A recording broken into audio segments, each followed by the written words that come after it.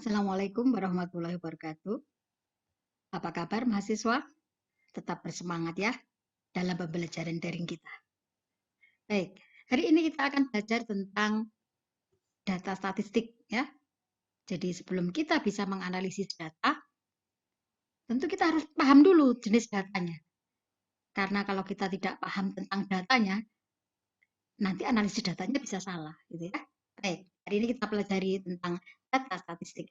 Apa itu data statistik? Ya, atau data aja ya, apa itu? Ya. Itu kumpulan fakta, ya, boleh angka gitu, atau segala sesuatu yang dapat dipercaya kebenarannya sehingga dapat digunakan sebagai dasar menarik suatu kesimpulan. Jadi data dalam sebuah penelitian itu harus diambil dengan benar, ya, harus dikumpulkan dengan instrumen-instrumen yang dapat dipercaya, ya, sehingga data itu pasti benar, ya. Nah, itulah data. Ya. Yang wujudnya macam-macam, ya. Jadi kumpulan fakta bermacam-macam ya. Boleh dari misalnya hasil angket, ya, hasil tes, ya, hasil survei, ya, hasil wawancara dan sebagainya. Semuanya berupa data. Ya. Nah, apa saja jenis data?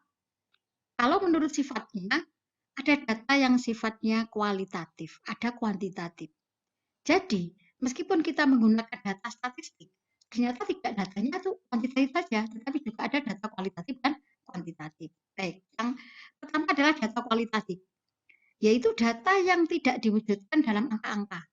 Ya, jadi data tidak diwujudkan dalam angka-angka. Ya, contohnya apa? Kok tidak berwujud angka? Contoh misalnya kalau siswa itu ada laki-laki perempuan atau pria wanita, itu jenis kelamin namanya. Jenis bacaan yang disukai di perpustakaan, dia senang buku apa ya?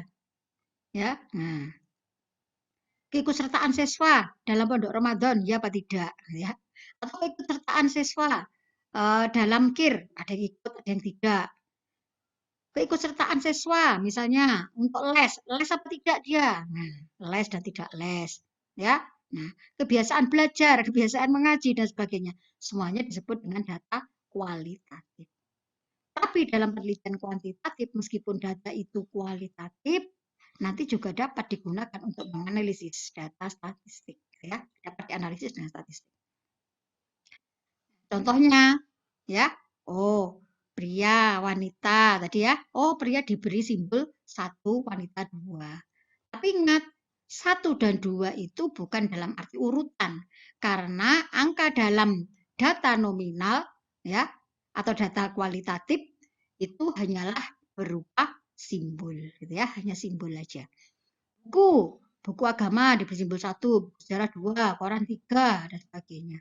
Ya, ini juga tidak memiliki arti urutan, gitu ya, bukan, tapi hanya sebagai simbol, ya, karena datanya kualitatif. Ya tidak, misalnya jawaban angket, ya, ikut les apa tidak les? Ya, 1, tidak 2, gitu ya. Nah, misalnya, apakah sering datang ke perpustakaan? Ya, dalam angket, selalu, sering, kadang-kadang, tidak pernah, selalu diberi 1, sering 2, kadang-kadang 3, tidak pernah 4, dan sebagainya. Ya, nanti bisa juga asal mahasiswa dari mana, desa, kota, nah, suku bangsa, mana dan sebagainya. Semuanya adalah data kualitatif, tapi nanti dapat dianalisis secara statistik, ya, gitu. Oke, itu tentang data kualitatif. Kemudian yang kedua adalah data yang sifatnya kuantitatif. Ya, kalau ini data memang dinyatakan dalam bentuk angka. Jadi dari hasil pengumpulan data itu memang langsung berupa angka, ya, berupa angka. Contoh, jumlah buku, kan angka langsung ya. Berapa jumlah buku di perpustakaan, gitu ya. Berapa jumlah buku yang dimiliki siswa. Nah, gitu. Kemudian jumlah penggemar novel ada berapa? Usia, angka, skor hasil tes. Semuanya menghasilkan angka yang sifatnya kuantitatif, gitu ya. Baik, itu ada kualitatif, kuantitatif. Nah, dari kedua jenis data tadi bisa juga dikelompokkan menurut tingkat pengukurannya. Pertama ada data nominal, ordinal, interval, dan data rasio. Kita mulai dari yang pertama, data nominal. Data nominal menggunakan skala nominal, yaitu skala dengan cara mengelompokkan objek atau peristiwa berbentuk kategori. Ya, jadi datanya itu kalau aslinya berupa data kualitatif tapi dikelompokkan dalam kategori-kategori. Ya, tadi sudah dicontohkan ada pria, wanita. Nah, itu berarti dikelompokkan. Ya. Kemudian ada ya tidak. Nah, berarti ya. Oh, itu berarti ada pengelompokan. Ya. Nah, skala nominal diperoleh dari pengukuran nominal yaitu suatu proses mengklasifikasi objek-objek yang berbeda dalam kategori berdasarkan beberapa karakteristik tertentu. Oh, siswa dilihat dari asalnya tadi desa kota, gitu ya. Oh, kalau dilihat dari perekonomiannya mampu tidak mampu, ya. Nah, kemudian kalau dilihat dari sarana yang dimiliki, sarananya lengkap, tidak lengkap, gitu ya. Tapi tidak menunjukkan urutan dulu ya kalau data nominal ya. Nah, itu. Kemudian ini data ini tidak bisa diberikan perlakuan matematika. Jumlah dikali tidak bisa karena datanya itu adalah nominal secara kualitatif. Ya, jadi misalnya tadi laki-laki satu, perempuan dua, satu kali dua ya tidak bisa karena datanya nominal, gitu ya. Nah itu data nominal. Nah dengan demikian cirinya apa kalau begitu data nominal? Yaitu satu kategori data bersifat ini ya, bersifat mutually eksklusif. Setiap objek hanya memiliki satu kategori ya yang menggambarkan suatu klasifikasi angka yang satu sama lain berdiri sendiri. Ya, laki-laki sendiri, perempuan sendiri. Ada desa, ada kota, ada petani, ada nelayan, ya, ada pegawai negeri, ya, ya. Terus angka dalam skala nominal berfungsi sebagai simbol atau lambang pembeda semata. Jadi dalam data nominal tidak berarti angka 2 lebih tinggi dari 1. Angka 3 lebih tinggi dari 2, tidak berarti begitu. Karena apa? Angka hanya sebagai simbol. Angka tidak memiliki arti tingkatan, gitu ya. Contohnya apa? Jenis kelamin tadi ya, pria, wanita ya. Satu pria, dua wanita. Pekerjaan, petani, nelayan, peternak, pegawai negeri. Semua diberi kode 1, 2, 3, 4, 5. Tapi ingat, angka ini tidak bermakna tingkatan. Ya. Asal daerah, desa, kota, bacaan kesukaan, koran, majalah, cerpen, novel, komik. Nah, itu diberi simbol aja, oh satu koran, dua majalah, dan sebagainya. Nah, itulah contoh-contoh data nominal yang menggunakan skala nominal. Ya. Berikutnya adalah data ordinal.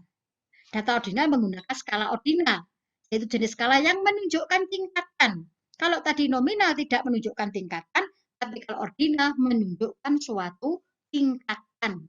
Ya, berarti kalau ada angka 4 dan 3, 4 pasti lebih tinggi dari 3, 7 lebih tinggi dari 4. Nah, itu karena apa? Menunjukkan tingkatan. Nah, skala ini biasanya digunakan dalam menentukan ranking seseorang dibandingkan dengan yang lain. Sehingga kita tahu dia lebih pintar, dia lebih bagus. Nah, kenapa? Karena ada peringkatnya. Nah, biasanya data ordinal digunakan seperti itu. Ya. Nah, disebut juga dengan data urutan, yaitu data statistik yang cara menyusun angkanya didasarkan pada urutan kedudukan atau rankingnya. Ya, itu data ordinal. Nah, kalau begitu cirinya apa? Ini juga bersifat kategori. Ya, jadi sama seperti nominal, data ordinal mesti ada kategori-kategori. Setiap objek hanya memiliki satu kategori. Kategori data disusun berdasarkan urutan logis dan sesuai dengan besarnya karakteristik yang dimiliki. Ya, nah ada cirinya lagi bahwa jarak antara skala yang berurutan tidak sama. Misalnya, kalau ada lomba, ya, kecepatan membaca, juara 1, juara 2, juara 3, kecepatan membacanya tidak sama.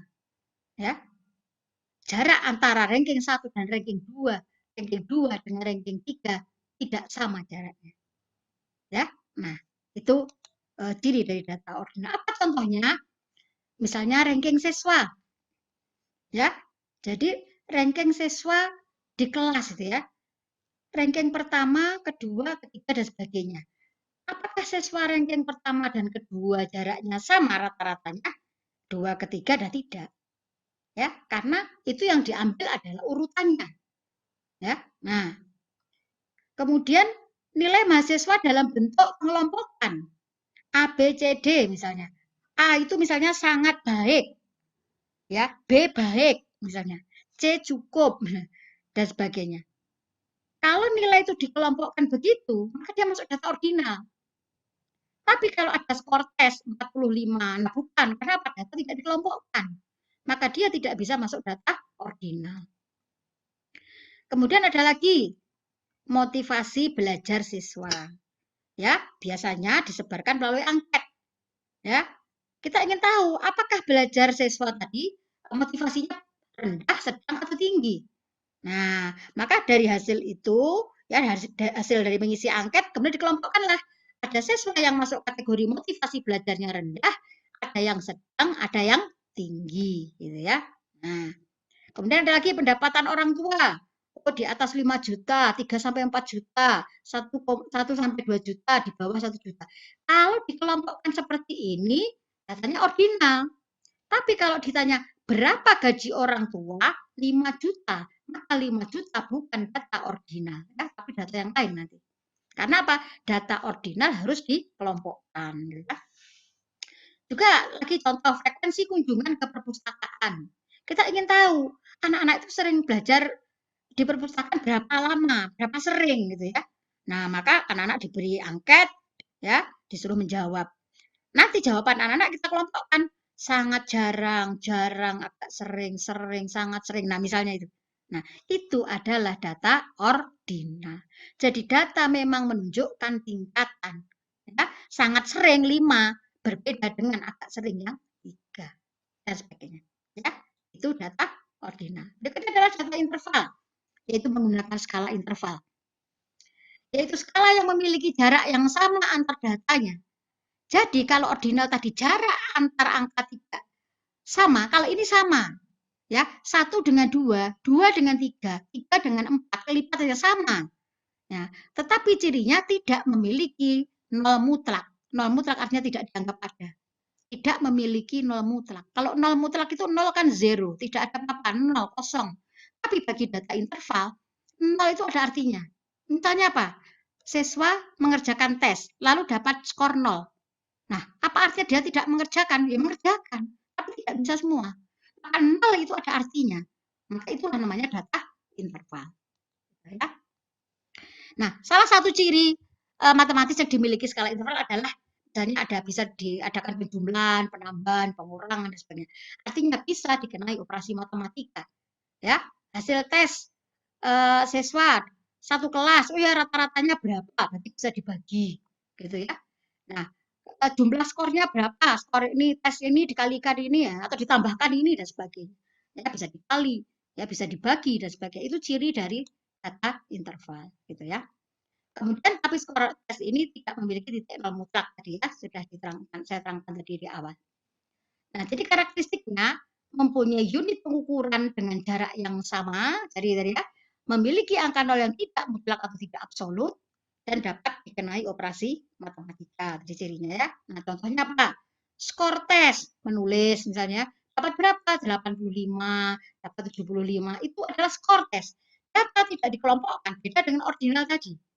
Ya, jadi skor tes, skor anak-anak menulis, skor membaca. Nah, semuanya adalah interval. Nah, skor hasil lomba penulisan karya ilmiah. Misalnya juara 1 dengan jumlah nilai 578. Nah, apa itu skor? Itu skor. Nah, tidak dikelompokkan. Ya. Suhu udara juga itu juga masuk data interval ya, gitu. Kemudian satu lagi adalah data rasio, yaitu menggunakan skala rasio. Ya. Jadi skala rasio seperti skala interval sebenarnya sama, tetapi dimulai dengan titik nol absolut di mana nol menunjukkan bahwa sesuatu yang diukur itu tidak ada. Ya, nah bedanya itu. Angka pada skala ini dapat dilakukan operasi matematika, dapat dikali kurang bagi. Contohnya apa? Berat badan 45 kilo, 60 kilo, ya. Kalau misalnya berat badannya nol, berarti tidak ada manusianya dong. Jadi nolnya mutlak, ya. Nah, tinggi badan 167 cm. Tinggi badan nol, ya tidak ada orangnya. Nah, umur, ya, jumlah buku di perpustakaan. Apa jumlah buku di perpustakaan ini, gitu ya? Oh, 8.765 misalnya ya.